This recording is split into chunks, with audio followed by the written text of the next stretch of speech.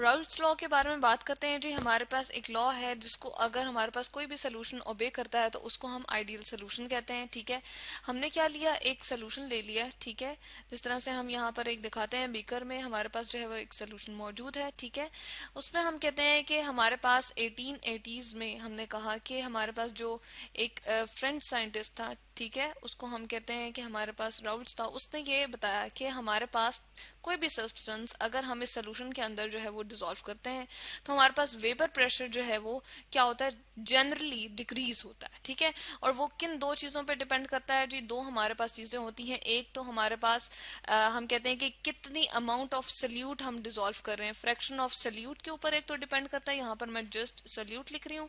और दूसरा ये है ओरिजिनल जो हमारे पास वेपर प्रेशर होता है, हम कहते हैं प्योर सॉल्वेंट वेपर प्रेशर। ठीक है, प्योर सॉल्वेंट का जो हमारे पास वेपर प्रेशर होता है, उन दोनों चीजों के ऊपर जो है वो हमारे पास क्या करता है जी, ये डिपेंड करता है। जो हम कहते हैं कि हमारे पास जनरली जो डिक्रीज हो रहा है वेपर प्रेशर, उसके बारे में हम बात करते हैं। ठीक है, तो हम यहाँ पर लिख सकते हैं, इसको हम इस तरह से लिखते हैं जी, वेपर प्रेशर।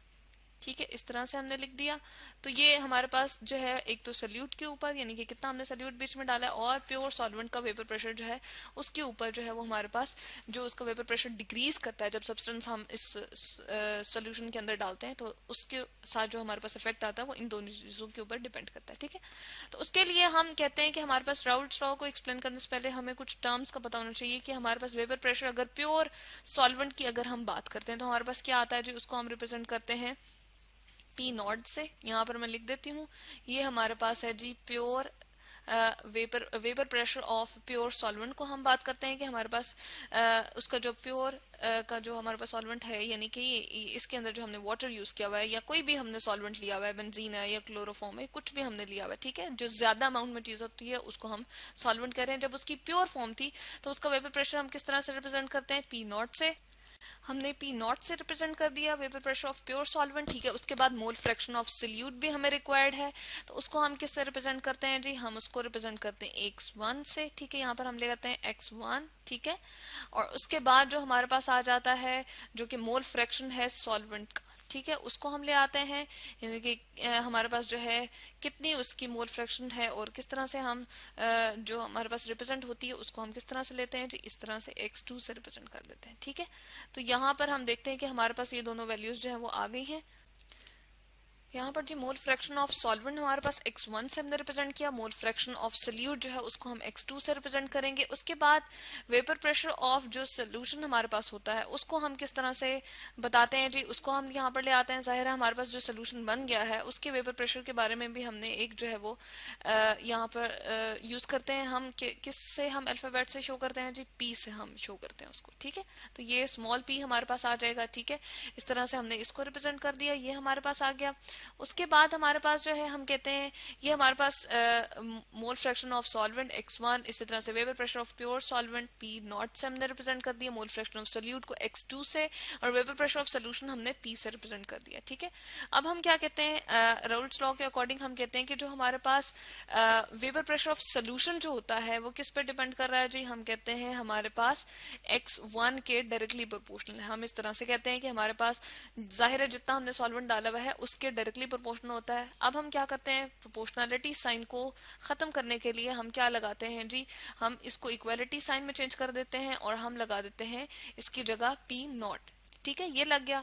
अब p is equal to P naught हमारे पास लग गया। इस इक्वेशन को ना हम नाम दे देते हैं जी इक्वेशन फर्स्ट। ठीक है, यहाँ पर इक्वेशन 1 कह देते हैं हम।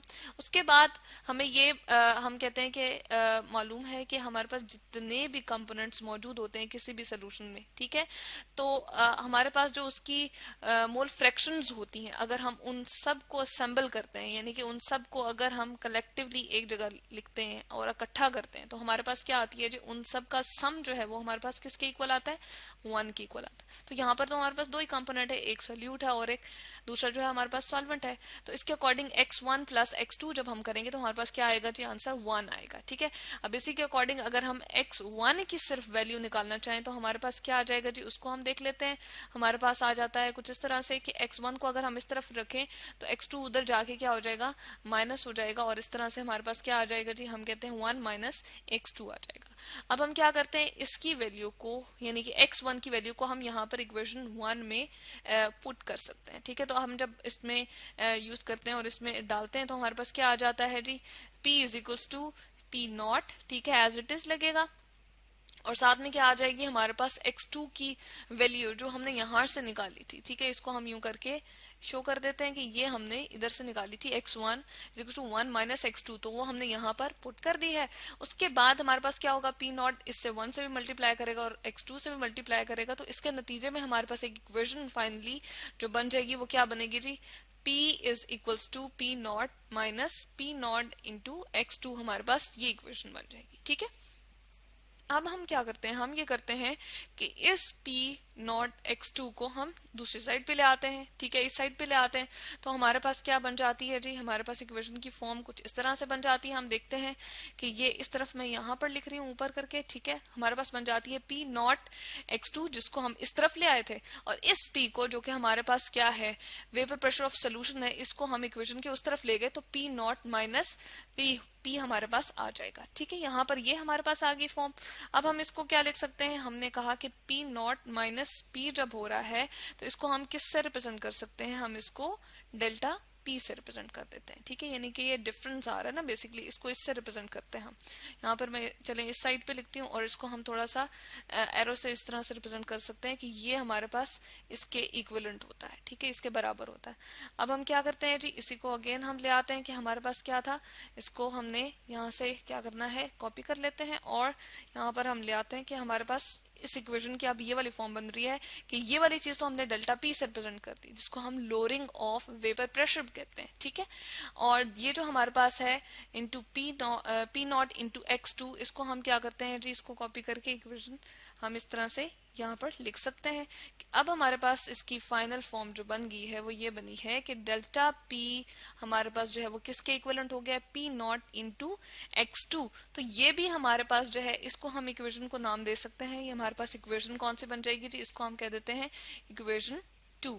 ठीक है, इसको भी हम एक राउल्ट्स लॉ की फॉर्म कह सकते हैं कि हमारे पास लोअरिंग ऑफ वेपर प्रेशर जो है वो किसके बराबर है जी, product of pure vapour pressure of pure solvent into हमारे पास क्या आ जाती है, sorry, product of vapour pressure of pure solvent और मोल फ्रैक्शन ऑफ सोल्यूट। ठीक है, तो x2 हमारे पास मोल फ्रैक्शन ऑफ सोल्यूट है और हमारे पास इन दोनों का प्रोडक्ट यानी कि इन दोनों की मल्टीप्लिकेशन हम करते हैं तो हमारे पास relative lowering of vapour pressure आता है। तो ये भी हमारे पास क्या है जी, एक हम राउल्ट्स लॉ को इस तरह से भी रिप्रेजेंट करते हैं कि लोअरिंग ऑफ वेपर प्रेशर जो है वो क्या आ जाती है, डायरेक्टली प्रोपोर्शनल होती है। अगर हम इस पी नॉट को जो कि हमने यहाँ पर प्रोपोर्शनैलिटी और इक्वालिटी साइन से रिप्लेस किया था, अगर हम यहाँ पर रिप्लेस भी करना चाहें तो हम इस तरह से भी लिख सकते हैं कि डेल्टा पी जो है वो क्या है, यानी कि हमारे पास आ जाएगा प्रोपोर्शनल, हम यहाँ पर शो कर सकते हैं क्योंकि इक्वालिटी और पी नॉट को हम जो है वो चेंज कर देते हैं इससे।